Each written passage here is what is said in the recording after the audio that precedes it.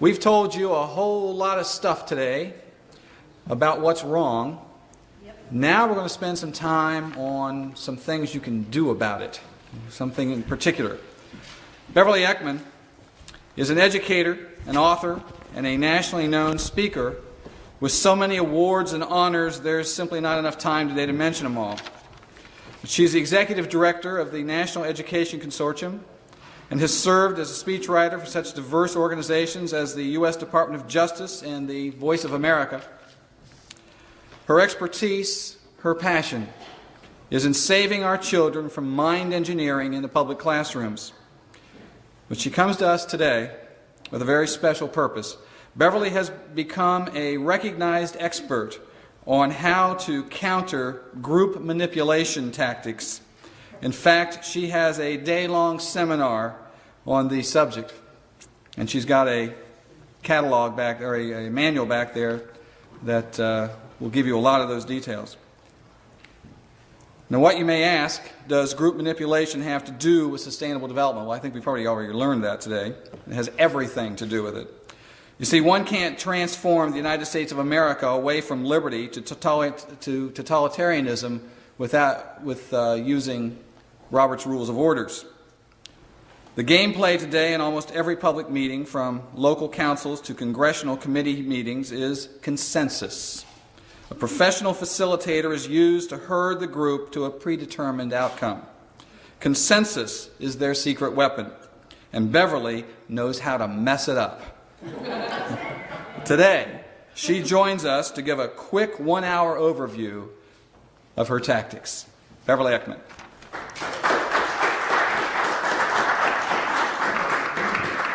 Thank you, Tom.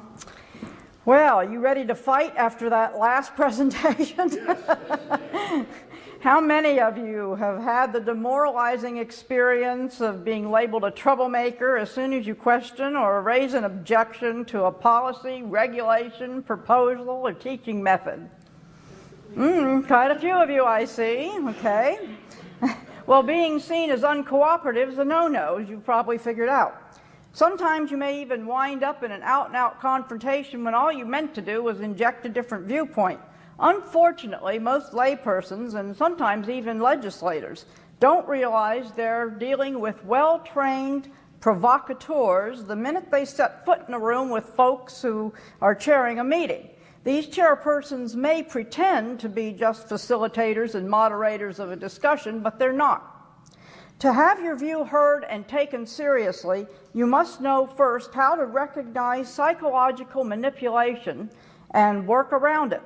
You need to take the debate away from your adversary and argue the question on your terms, not on your opponent's terms. To do this requires that you master certain principles of argument and be able to apply them in a group setting and under pressure. For reasons you'll understand shortly, it's easier to control a group than a single individual. Now, that may seem strange, but it's actually the reason behind attempts to collectivize people, suppress their individuality, as per Michael Shaw's comment earlier on.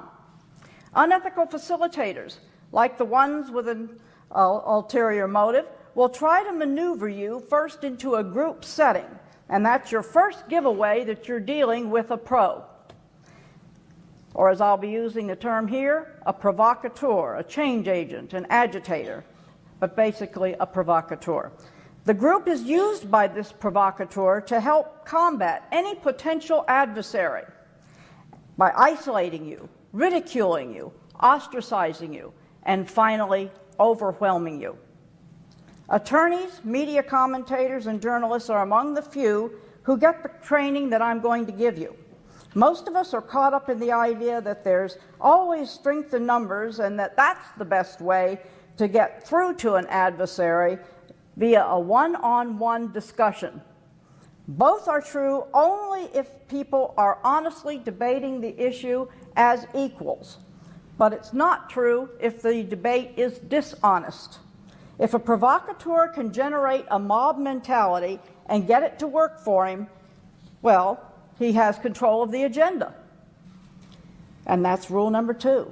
Never let the other fellow conduct the agenda, and control the agenda. And by the way, that's how your kids get caught up in all sorts of nastiness, from falling for the hype over trashy artists like Eminem to competing to look like hookers and pimps in school. The teacher, who nowadays functions as an agent of change before all else, deliberately heightens peer pressure so that it functions as a mob mentality.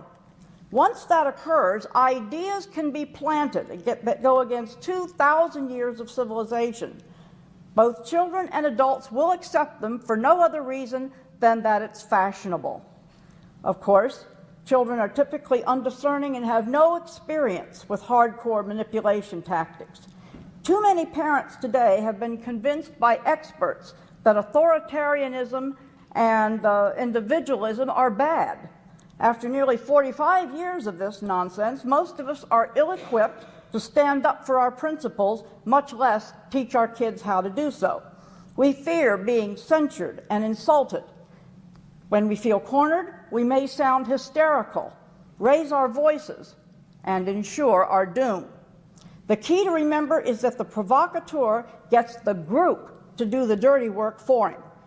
The mob mentality is achieved by creating what is known in the vernacular of experts as a psychologically controlled environment. You will want to disrupt, or better yet, preempt the establishment of a psychologically controlled environment.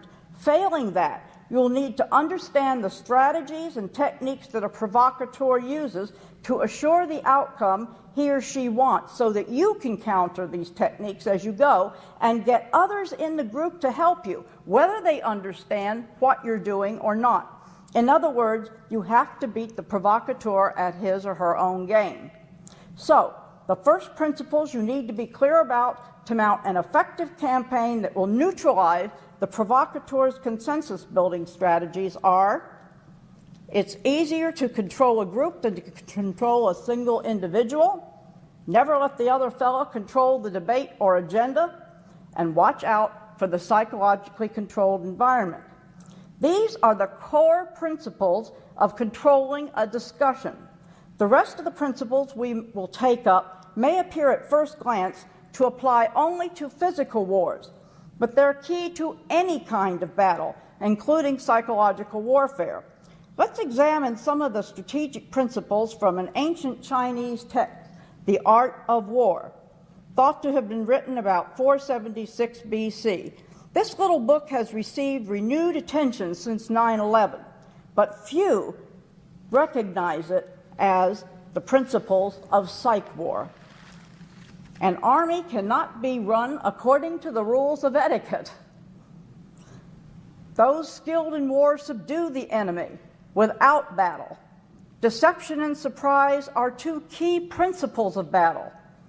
The enemy's leaders must be confused, if possible, driven insane. That's actually how he said it, Sun Tzu, way back in 476 BC.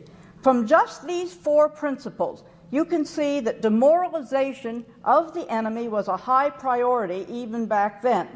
Our opponents today have used these four strategies against the populace with tremendous success. The first task, then, of professional agitation is to create the psychologically controlled environment. This makes it easier for one side to frame the debate and to keep the opposition, that's you, from doing so. A psychologically controlled environment provides a platform from which to operate and prevents people like you from injecting another viewpoint, or worse yet, redirecting the discussion.